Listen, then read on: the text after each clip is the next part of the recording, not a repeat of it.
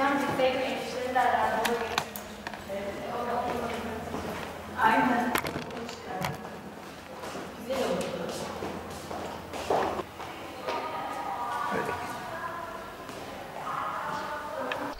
Adıyaman Merkez Topkapı Anadolu İmam Hatip Lisesi öğrencisiyim. Hedefim üniversite sınavında derece yapıp okulumu en iyi şekilde temsil etmekti.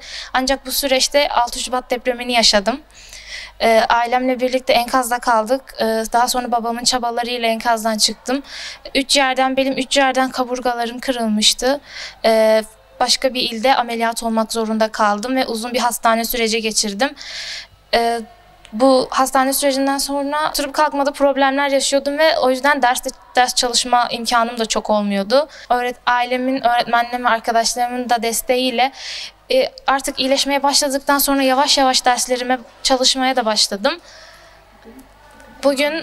Bugün elhamdülillah açıklanan üniversite sınavı sonucunda sayısal yerleştirmede Türkiye 690.'sı olduğumu öğrendim. Bu başarıda emeğe geçen aileme, bütün öğretmenlerime, bütün arkadaşlarıma çok teşekkür ediyorum. İmam Hatipli olmak başarılı olmaya engel değildir.